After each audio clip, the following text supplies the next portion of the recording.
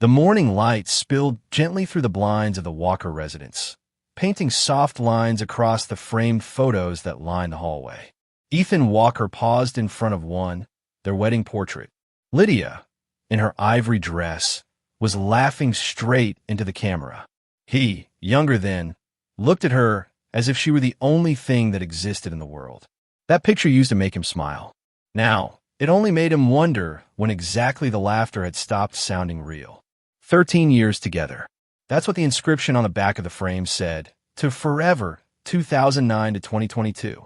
Ethan had written it himself, back when words like forever didn't feel fragile. Their home in Milton, Illinois, was everything they'd worked for. 2 floors, a quiet street, and a small front yard with a maple tree that Lydia loved to decorate in fall. From the outside, it looked like the kind of life people dreamed of. Inside, however, silence had started to settle like dust on forgotten shelves. It wasn't always like that. There was a time when they couldn't stop talking about movies, plans, recipes, everything. But the silence had crept in slowly, one small disappointment at a time.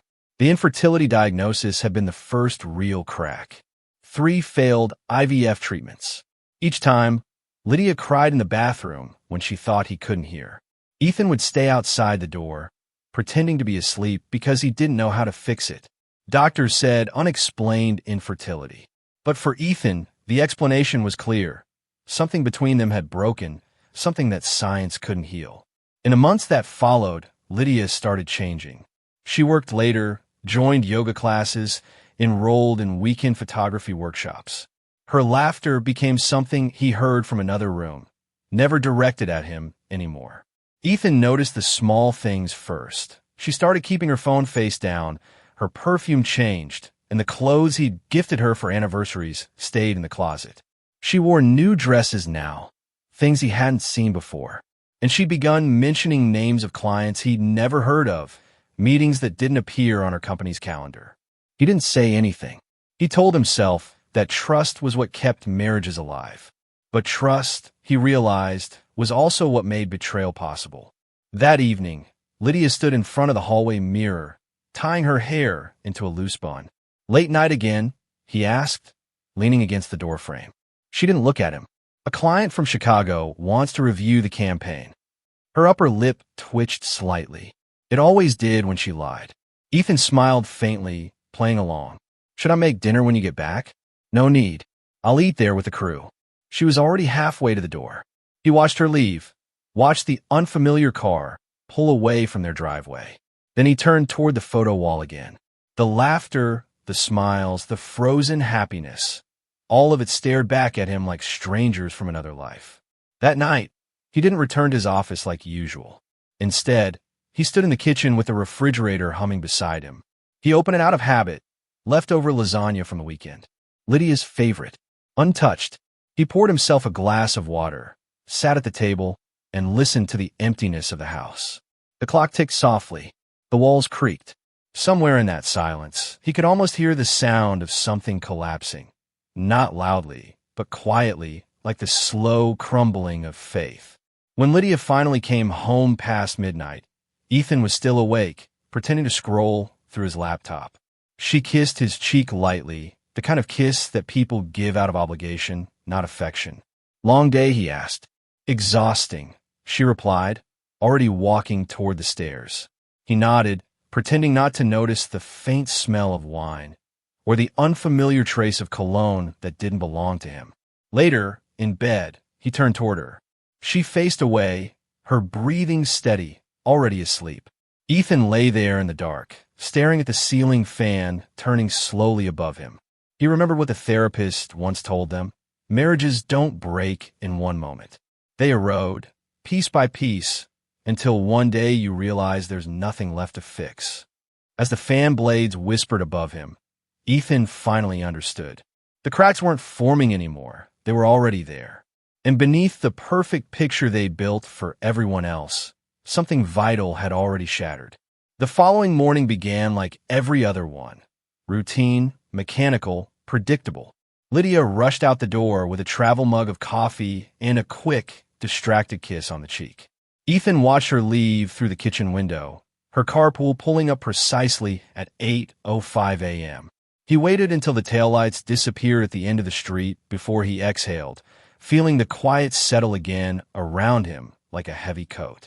That was when he decided to know the truth. Not the version she told him, not the excuses about late meetings or company dinners, but the real one. The kind that didn't vanish when the lights were off. For 2 weeks, he'd been researching a GPS tracking app, one that could be installed quietly on a shared account. He'd told himself it was only curiosity. But curiosity, he knew now, was a softer word for obsession. When he finally clicked install, his hands were trembling. The red dot blinked on the map screen. Lydia's phone, currently near her office in downtown Milton. He stared at it for hours that first day, watching it move from office to cafe to home. Everything seemed normal, almost too normal. It was on a Thursday evening that the dot betrayed her. Around 7:30 p.m., instead of staying near her agency's address, it moved across town to a quiet neighborhood near Milton University. It stopped in front of an upscale apartment complex. Brick facade, small courtyard, well-lit balconies. Definitely not a place for after-hours client meetings. Ethan's heart thudded so hard it made his hands shake. He sat in his car across the street, engine off, and watched. 30 minutes passed before she appeared. Lydia, in a camel-colored coat he didn't recognize, walking beside a tall man in a navy shirt and brown jacket. They weren't holding hands, but they didn't have to. The space between them was full of something unmistakable. The man opened the passenger door of a silver BMW, waited for her to get in, and smiled the way a man only smiles at someone he's already touched. Ethan didn't follow. He just sat there, staring at the empty street long after the car disappeared. It was as if every sound, the wind, the passing cars, even his own breath, had been replaced by a ringing in his ears. When he finally drove home, the world looked different. The same houses lined the street. The same mailbox stood crooked at the end of their driveway. But everything felt artificial now, like a set built to conceal the truth behind it. In the study, Ethan opened his laptop and began searching. He typed Milton University faculty, then scrolled through the Department of English. And there he was, Dr. Nathan Cole, Associate Professor of American Literature. Early 40s, Princeton PhD, divorced. No children. A neat, intellectual smile in his faculty photo. He clicked through the man's social media. A series of polished posts, lectures, books, and literary quotes about love and betrayal. One picture, taken at a literary conference 6 months earlier, made Ethan's stomach tighten. In the background, just barely visible, was Lydia talking to someone off frame. They'd known each other for months, maybe longer. Ethan felt the blood drain from his face. His mind began reconstructing every late-night work session, every client dinner, every "I'm too tired tonight." They were all puzzle pieces that, once assembled, formed the clear image of deceit. He walked to the kitchen, opened the fridge, and stared blankly at the shelves. The leftovers were untouched again. The small domestic details, the way she folded napkins, the way she used to hum while cooking, were fading from the house. It was as though Lydia had already erased herself, one habit at a time, long before she planned to leave. That night, when she came home, Ethan tried to see her the way a stranger would. She was still beautiful, still graceful, but there was something hollow behind her smile, something that didn't belong to him anymore. "How was your client dinner?" he asked casually, not looking up from the news on TV. She hesitated just a second too long. "Good. Productive. With the team." "Of course." He nodded slowly, hiding the bitterness that rose like bile in his throat. "I'm glad, sweetheart. You've been working so hard lately." Lydia smiled faintly, kissed his forehead, and went upstairs. Ethan remained on the couch, his eyes on the dark TV screen that reflected his own face back at him. Expressionless, almost unrecognizable. He realized in that moment that love wasn't what he felt anymore. It was something darker, an ache that mixed humiliation with hunger for the truth. When he finally got up, he walked to his desk, opened the drawer, and ran his hand along the cold steel of the Glock he'd bought 2 years ago for home protection. He didn't take it out, just touched it, feeling its weight through the metal lockbox. The same way he was beginning to feel the weight of what was coming. Friday night arrived with the same quiet choreography that had defined their marriage for years.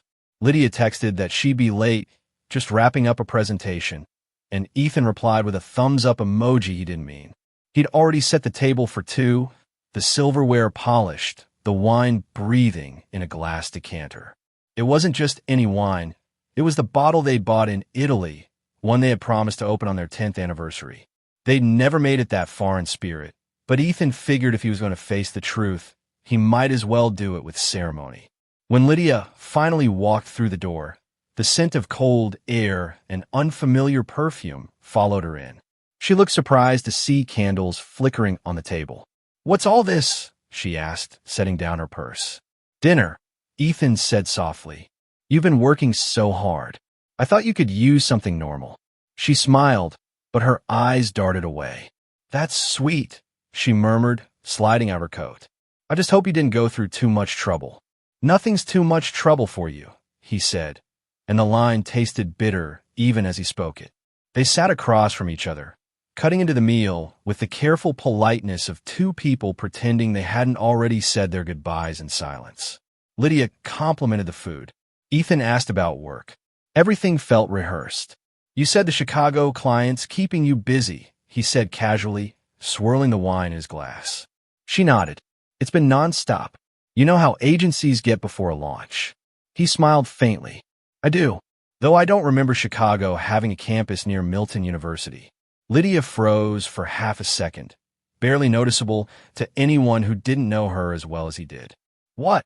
"The GPS on your phone must have glitched," he continued smoothly. "Showed you near the university last night instead of downtown. Funny thing, technology." Her expression softened back into the professional calm she always used when cornered. "You're checking my location now?" she asked lightly, pretending to laugh.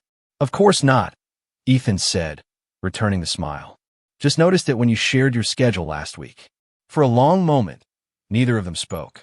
The only sound was the faint hum of the refrigerator. Lydia finally broke the silence. "I told you it's just work. Don't start imagining things." "Right," he said. "I must be imagining the perfume too, and the new dress, and the way you look at your phone like it's holding your future." Her fork clattered against the plate.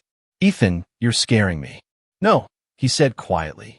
"I think you're the one scaring me." She stood, pacing toward the sink. "I can't do this right now. I've got deadlines, clients." "Lies," he interrupted softly, the words slicing through the air. "You've got lies, Lydia. Layers of them. I just want to know which one you'll end with." For a brief instant, he thought she might tell the truth. Her shoulders dropped, her lips trembled, and something human flickered across her face. Guilt, maybe regret. But then it vanished. She straightened, the polished mask returning. "You need help," she said, her voice measured. "This paranoia isn't healthy." Ethan nodded slowly. "You're right. It's not healthy to keep pretending we're okay, or that you still love me." "Stop," she snapped, turning toward him. "Not everything is some big drama in your head." "I'm tired, Ethan. I'm just tired." He rose from the table, every movement deliberate. "Then rest," he said. "The bath's ready. I thought you might want to relax after your busy day." Lydia hesitated at the doorway, confusion flickering across her face. Then she smiled, brittle and distant. "You're always so thoughtful," she whispered before disappearing down the hall. Ethan stood alone in the kitchen, staring at the half-empty glasses of wine. The candlelight made the liquid look like blood. On the counter sat her phone, plugged in, face down as always. He reached out but stopped himself. Not yet. He wanted her to believe everything was fine, to let her think he was still the same husband she could outsmart. Because when the truth came, it would come on his terms. Upstairs, he heard the soft sound of running water and her humming faintly to herself, the same tune she used to sing years ago when they were happy. Ethan looked around their immaculate home. The framed memories, the neat dishes, the perfect illusion. Then he whispered to no one in particular. Every liar forgets the one detail they can't control. He turned off the lights, leaving the table in darkness except for the two flickering candles slowly burning themselves out, just like the people who'd once shared them. By Monday morning, Ethan no longer trusted the sound of his own heartbeat. Every thump felt like a reminder, a clock ticking towards something inevitable. Lydia left early again, saying she had a full day of back-to-back client meetings. Her tone was brisk, efficient, almost rehearsed. When the front door clicked shut, Ethan went straight to his laptop.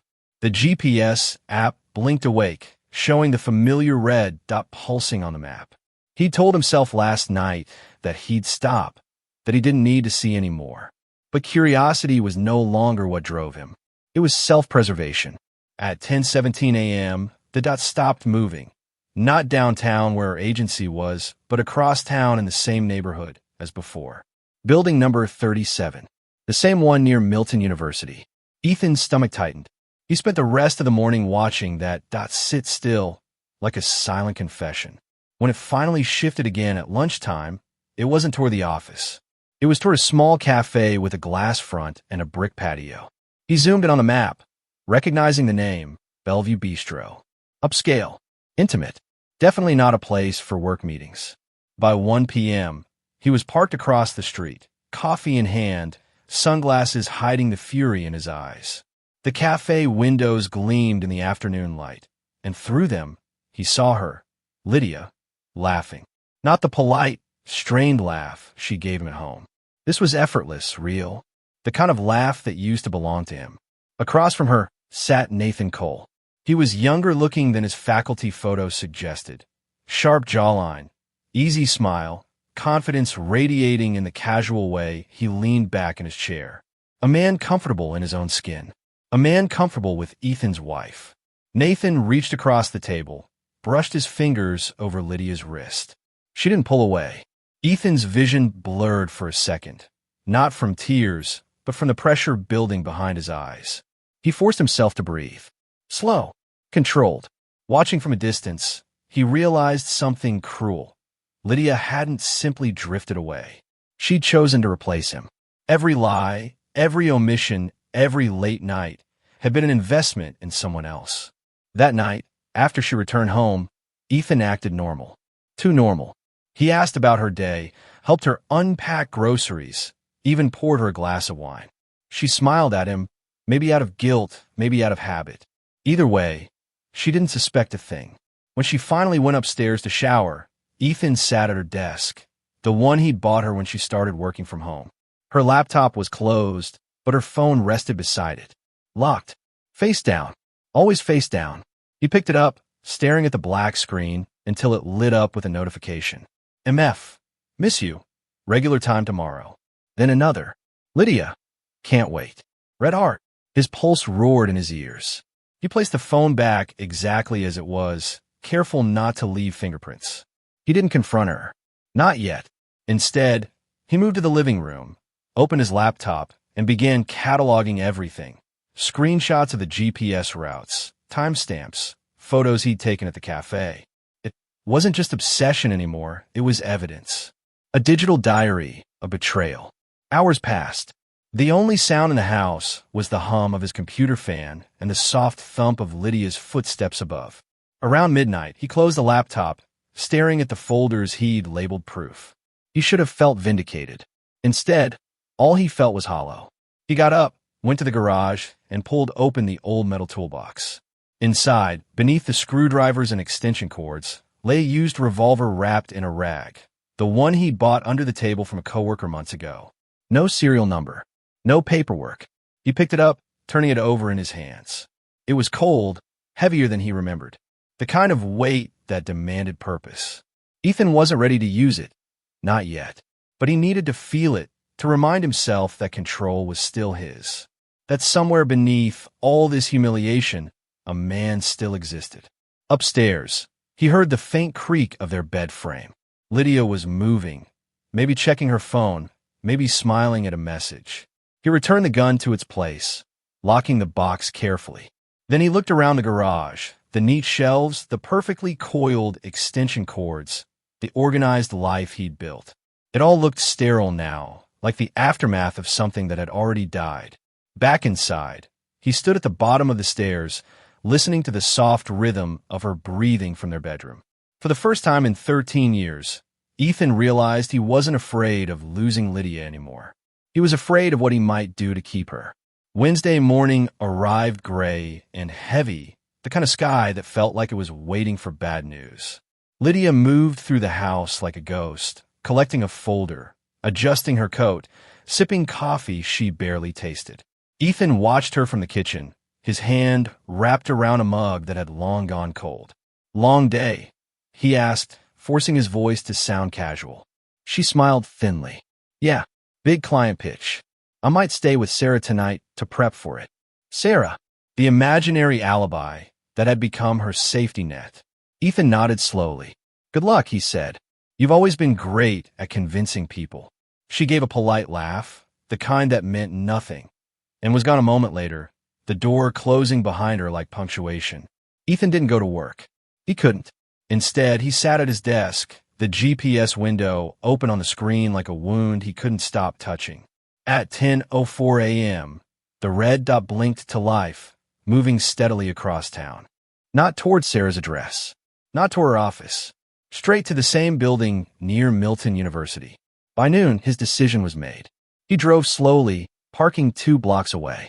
The sky had darkened further, low clouds pressing against the city like a weight. He watched the glass doors of the apartment building, his pulse in his throat.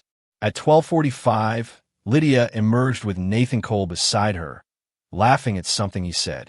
She looked radiant, hair loose, eyes bright, lighter than he'd seen her in years. The kind of light that only comes from being seen. Nathan's hand brushed her back as they walked toward a nearby restaurant. Lydia didn't pull away. Ethan snapped a photo on his phone, his thumb trembling against the screen. Proof. Not that he needed it anymore. He didn't follow them this time. He already knew everything he needed to know.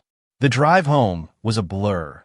Red lights, gray streets, his reflection in the windshield like a stranger staring back. When Lydia returned that evening, she hummed softly while hanging her coat, the same tune she used to sing while cooking dinner years ago. For a fleeting moment, Ethan almost pitied her, the way people pity a deer walking into a hunter's line of fire. "How was your day?" he asked from the couch. "Fine." She hesitated. "Yours?" He looked up, smiling faintly. Eye-opening. She frowned slightly, but didn't ask. "I'm going to take a shower," she said, already heading for the stairs. "Lydia." The sound of her name stopped her. Ethan's voice wasn't angry. It was calm, quiet, too quiet. She turned slowly. "Yeah. Where were you last night?" "I told you. Sarah's place. We worked late." He stood, his expression unreadable. "You sure it wasn't building 37? Near the university?" The color drained from her face. "What? Don't lie," he said softly, almost pleading. "I've seen you." "I know." For a second, Lydia's mask faltered. Then she straightened, crossing her arms. "You've been following me?" "I had to," he said. "You wouldn't tell me the truth." "This is insane." She shook her head. "You need help, Ethan." He took a step closer. "How long?" "What? How long has it been going on with him?" "I'm not having this conversation." "Oh, you are," he said, voice low, steady. "You owe me that much." Something in her expression shifted, defiance giving way to fatigue. She sighed, looking past him. "A few months," she said finally. "Maybe longer. Does it matter?" The words hit him like a hammer to the chest. "It matters to me. I didn't mean for it to happen," she said softly. "But I can't do this anymore, Ethan. I'm not happy. You're not either. You're leaving me for him?" She hesitated, then nodded. "Nathan makes me feel alive again." The room seemed to tilt. Ethan stared at her, unable to find air. "I loved you," he whispered. "Everything I did was for us." "I know," she said gently, "and I'll always be grateful. But love isn't enough anymore." He looked down, his hands trembling. For a long moment, there was only silence, 2 people standing in the ruins of what once was home. "Are you moving out?" he asked finally. "Yes. I'll stay with Sarah until things settle." "Right," he said bitterly. "Sarah." Lydia flinched at the sarcasm, but didn't reply. She walked upstairs without looking back. Ethan stood motionless in the living room, staring at the staircase she'd just climbed. The same steps they'd once decorated together for Christmas. The same hallway where he'd kissed her goodnight 1,000 times. Now it felt like a stage after the play had ended, empty echoing, meaningless. Upstairs, he could hear the sound of drawers opening, suitcases unzipping. Lydia was packing. He sat down on the couch, his heart heavy, his eyes unfocused. The red on his laptop blinked faintly beside him, a cruel reminder that even now, he knew exactly where she was. And for the first time, he didn't know whether that knowledge made him powerful or completely lost. 3 days passed in a blur of silence. Lydia was gone. Her side of the closet stood half empty, drawers missing the neat folds of her sweaters, her favorite perfume no longer lingering in the air. The absence felt louder than her presence ever had. Ethan went to work as usual, answering emails, attending meetings, even joking with coworkers. Nobody noticed the hollow look behind his polite smile. Grief disguised as composure. He'd mastered it. But every evening, he came home to a house that felt colder, emptier, heavier with ghosts. On the third night, an email arrived from Lydia's lawyer. A draft divorce agreement, fair, clean, and bloodless. No mention of alimony. No dispute over property. Just signatures and closure. He printed it, stared at the words through a fog of disbelief. Mutual separation. The phrase looked civilized on paper, but there was nothing civilized about watching 13 years disintegrate. Ethan didn't sign it. Instead, he opened the GPS tracking window again. The red dot blinked, steady and cruel, at the same building near Milton University. She hadn't moved for 2 days. She was living there now. With him. He clicked on her profile photo, one he'd secretly saved months ago, back when he still believed in second chances. She was smiling, wind blowing through her hair. He used to love that smile. Now, it only looked like mockery. The next morning, he woke with a plan. Not impulsive rage, not yet, but a grim, methodical resolve. He cleaned the house, room by room, like a man preparing for guests. Dusted the furniture, folded laundry, took out the trash. The act of tidying steadied him. It gave him a sense of order before the chaos he knew was coming. By noon, he called his banker, transferring most of his savings into a new account under a different name. Just precaution, he explained with a calmness that surprised even him. He packed a small overnight bag, a few clothes, his passport, cash, a charger. Then he charged an old prepaid phone, one without GPS, bought years ago just in case. By 5 p.m., the house was spotless. The blinds were drawn. On the kitchen table sat the divorce papers, a single pen resting across the top, and beside it, a bottle of the same Italian wine they'd once shared in Verona. He'd been saving it for something special. Maybe this was it. He took a shower, shaved carefully, put on a fresh white shirt and dark jeans. He wanted to look composed, not angry, not desperate, just finished. At 6 p.m., he typed the message. Come home tonight at 7. We should talk. No arguments. Just closure. It took less than a minute for her reply to appear. Okay, I'll be there. Ethan placed his phone face down on the counter, took a long breath, and opened the drawer of his nightstand. Inside, wrapped in a white cloth, was the revolver. He checked the cylinder. 6 bullets, untouched. He hesitated, feeling the cold metal against his palm. Then, without a word, he slipped it into the pocket of his robe, hanging it on the bathroom hook. By 6:40, the light outside had dimmed. The house smelled faintly of a lavender candle she used to love. He poured 2 glasses of wine, one for her and one for himself, and waited in the half-dark of the living room. At exactly 6:55, he heard the sound of a car pulling up, not a cab. He peeked through the curtain. It was a silver BMW. Of course it was. The doorbell didn't ring. She still had her key. The front door creaked open. Her voice drifted through the hallway, soft, tentative. Ethan, are you here? He didn't answer. Footsteps approached, slow and careful. The click of her heels against the hardwood echoed like a countdown. Then her phone rang, a cheerful tone that shattered the silence. He could hear her answer, her voice instantly lighter. "Hi, yeah, I'm here now." No, he's not home yet. Maybe he's still at work. A pause, then laughter, the kind that once belonged to him. "Of course I love you too." The words sliced through him cleanly, without mercy. He gripped the armrest of the couch, breathing slowly, eyes fixed on the doorway. His hand brushed the robe hanging nearby, the one with the revolver in the pocket. But he didn't move. Not yet. When the call ended, Lydia wandered through the kitchen, humming quietly. He could hear the rustle of paper, the sound of her picking up the divorce documents, then the scrape of a chair as she sat down. For a brief moment, Ethan closed his eyes and listened to the rhythm of the house, her breathing, the ticking clock, the faint wind outside. It was almost peaceful, but peace was never meant to last here. Upstairs in their bedroom, the fan turned lazily, pushing the stale air in slow circles. In a pocket of the robe, the revolver waited, heavy, patient, inevitable. Downstairs, Ethan whispered to himself, voice shaking but sure. This ends tonight. The night pressed close against the windows, heavy with the kind of silence that always comes before disaster. Ethan stood in the darkened living room, listening to the faint movements from upstairs, the sound of a suitcase being opened, the soft clinking of glass as Lydia poured herself some wine.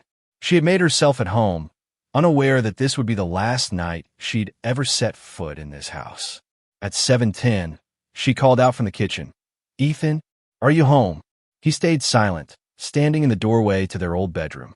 The revolver rested in the pocket of his robe, its weight like a heartbeat he could feel through the fabric.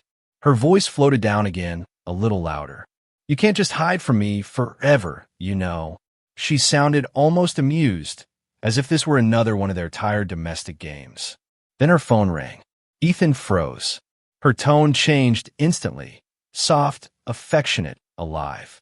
"Hi," she whispered, the same word that once meant everything to him. He stepped quietly into the hall, just enough to see her reflection in the kitchen window. She was smiling, twirling a strand of hair, her face glowing in the blue light of the phone screen. "No, he's not here," she murmured. "Maybe he's working late again. Yeah, I'm at the house, just getting a few things." A pause. Her laugh, bright, genuine, cut through him. "Of course I love you," she said. "You know I do." The words that once belonged to him now belonged to another man. Ethan's body moved before his mind caught up. He crossed the hallway silently, his bare feet brushing against the floorboards. He wanted to see her face when she realized what she'd done. He wanted the truth, unfiltered, unpolished, before everything ended. But when he reached the kitchen doorway, she was gone. The phone lay on the counter, the call still connected. He picked it up. A man's voice came through, distant but clear. "Lydia? You there?" Ethan smiled grimly. "Oh, she's here," he said softly. "She's right here." A pause. Then the voice hardened. "Who is this?" "The husband," Ethan said. "The one she forgot to delete." He ended the call, placed the phone gently back on the counter, and walked upstairs. Across town, Dr. Nathan Cole sat on his couch, staring at the darkened screen. His stomach turned cold. He grabbed his coat and keys. Back in the Walker house, Lydia was in the bedroom, folding clothes into her suitcase. She turned as Ethan entered. "Jesus, you scared me," she said. "Where have you been?" "Here," he answered calmly. "I never left." She frowned. "What's going on?" He leaned against the doorframe, his voice low, measured. "You were on the phone with him." "What?" "Don't lie to me." "I heard every word." Her face went pale. "Ethan, please." "Please what?" "Don't make this worse. Don't embarrass you." His voice rose, the calm unraveling into something raw. 13 years, Lydia. I gave you everything, and you threw it all away for a man who writes poems about heartbreak. "Stop it," she shouted. "You don't understand." "You never did." He took a step forward. "Then make me understand." She looked at him, really looked at him for the first time in months. There was no hatred in her eyes, only exhaustion. "I tried," she whispered. "I tried to save us, Ethan, but it was already over." "No," he said, shaking his head. "You ended it." "I had to," she said. "I was dying here." Something broke inside him then, not loudly, but cleanly like glass cracking in two. Downstairs, the doorbell rang. Lydia jumped. "Who's that?" Ethan didn't answer. The ringing came again, followed by pounding. "Lydia," a man's voice shouted. "It's me. Open the door." "Nathan." Ethan's breath slowed.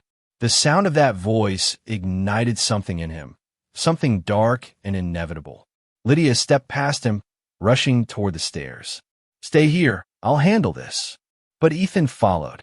At the foot of the stairs, she turned back, eyes wide. "Please don't do this," she begged. "It doesn't have to." The door burst open. Nathan stood there, breathless, eyes darting between them. "Lydia, are you okay?" For a moment, the three of them froze in the doorway like actors trapped in the wrong scene. Then Ethan spoke. "You picked a hell of a night for a visit, Professor." Nathan's eyes fell to the gun in Ethan's hand. "Ethan," he said carefully, palms raised, "you don't want to do this, don't I?" Ethan's voice trembled. "You took everything from me." "No," Nathan said quietly. "You lost it before I came along." Lydia moved between them, tears streaming down her face. "Please," she whispered, "both of you, just stop." But there was no stopping what had already started. Ethan raised the revolver, the weight steady now, familiar. "You love him, don't you?" Lydia sobbed. "Yes, but not like this." "Please, Ethan, don't." The phone on the table began to ring again. FaceTime. The name flashed across the screen. Nathan's mother. The call from earlier had reconnected automatically. The phone's camera faced the scene like an unblinking witness. Ethan's hand shook. "Perfect," he whispered. "Now she can see the man her son really is." Nathan lunged forward. "Ethan, no." The first shot exploded through the room. Lydia screamed as the bullet grazed her shoulder. She stumbled backward, clutching the wound. Nathan tackled Ethan, both men crashing into the table. The phone slid to the floor, still streaming, capturing only fragments, the flash of movement, the sound of a second gunshot. Silence followed. Lydia lay motionless on the floor, her hands slipping from her wound. Blood spread across the hardwood like spilled wine. Nathan fell beside her, trembling, screaming her name. Ethan stood a few feet away, staring at what he'd done, the revolver hanging loosely in his hand. The FaceTime screen flickered. The horrified voice of Nathan's mother broke through the static. "Michael? Lydia? Oh my God, what's happening?" Ethan looked down at the phone. "You wanted to meet her," he said flatly. "Now you have." He sank into the nearest chair, the gun resting in his lap, his eyes distant, empty. Outside, sirens wailed. Somebody had heard the shots. Nathan pressed his hands against Lydia's wound, blood seeping between his fingers, his voice breaking as he cried for help. When the police burst through the door 7 minutes later, they found Ethan sitting in the corner, calm as if he'd been waiting for them. "She was my wife," he said quietly as they cuffed him. "Was." They let him out into the cold night, past the flashing red and blue lights, while paramedics worked on Lydia's lifeless body. Inside, the phone on the floor continued to stream. FaceTime still connected, an accidental recording of love, betrayal, and murder that no one could ever unsee. The red and blue lights painted the walls like a slow, flashing confession. The night air outside was cold, sharp with sirens and the hiss of radio chatter. Neighbors gathered on the sidewalks, wrapped in coats and curiosity, their phones raised like torches of judgment. Inside the apartment, the scene was frozen in chaos. Wine spilled across the floor, blood staining the rug, the faint echo of a FaceTime ringtone that would never be answered. Lydia lay motionless, her hair spread out like a crimson halo. Nathan knelt beside her, his hands slick with her blood, whispering her name over and over as if the repetition could pull her back. The paramedics pushed him aside gently, their voices professional but edged with urgency. "Pulse," one asked. "Weak?" "No, wait, flatline." "She's gone." Nathan let out a sound that didn't belong to language. Across the room, Ethan Morgan sat slumped in a chair against the wall. The revolver rested in his lap, his fingers loose around the grip. He didn't cry, didn't speak. He just stared at nothing, his expression blank, the adrenaline fading into emptiness. When the police burst in, guns drawn, he didn't move. "Drop the weapon," they shouted. He blinked slowly, like waking from a long dream, and placed the revolver on the floor. "It's over," he said softly. 2 officers approached, cuffing his wrists with practiced efficiency. The cold metal against his skin didn't startle him. It almost felt deserved. "What's your name?" one officer asked. "Ethan Morgan." "And the victim?" He hesitated, then answered, "My wife." "Lydia." A pause. Then, quieter, was my wife. They let him outside, past the gawking neighbors and flashing cameras. Someone shouted, "Monster!" Another murmured, "He looks so calm." Ethan barely heard them. He stared straight ahead, face lit in alternating streaks of red and blue. As they guided him into the back of the police car, Nathan's voice rang out from the doorway. Hoarse, breaking, full of hatred. "You killed her. You killed her, you coward." Ethan turned his head slightly, their eyes meeting for a single, unbearable moment. "She was gone long before tonight," he said quietly. "You just helped her forget it." The door slammed shut, cutting off everything but the muffled hum of the radio. At the precinct, under the harsh fluorescent lights, the reality began to sink in. An officer took his fingerprints. Another collected his statement. The revolver sat on a metal tray, tagged as evidence, silent, yet speaking louder than words. Detective Ramos leaned across the table, eyes heavy with the weariness of someone who had seen this story before. "You understand what's happening, Ethan. You're being charged with first-degree murder." Ethan nodded slowly. "She was cheating," he murmured. "For months." "That doesn't make this self-defense," the detective said gently. Ethan smiled faintly, almost wistfully. "No, it was self-destruction." Ramos studied him for a moment, then sighed and closed the file. "You had options, you know. Divorce. Walk away." "I did walk away," Ethan said. "But she followed me. Every time I closed my eyes." There was no anger left in his voice, only exhaustion. By morning, the story had already made the news. Suburban husband shoots wife in jealous rage. Murder caught on FaceTime. The headline spread like wildfire, accompanied by screenshots from the call that had leaked online. Lydia's mother collapsed on live television. Nathan was hospitalized for shock. Ethan watched it all on the small TV inside his holding cell. The anchor's voice sounded distant, rehearsed. Tragic story of love, betrayal, and obsession, ending in one fatal moment. He smiled bitterly. They always made it sound poetic. When the screen cut to commercial, he turned away from it, closing his eyes. The weight of everything he'd lost, his marriage, his sanity, his future, settled on him like a final sentence. And in that silence, Ethan thought not of the murder, not of the trial to come, but the laughter he'd once heard through a screen, the laughter that had started it all. He whispered to the empty cell, "You can't unsee the truth once it's on camera." Outside, dawn was breaking over Milton. Inside, Ethan Morgan waited for judgment.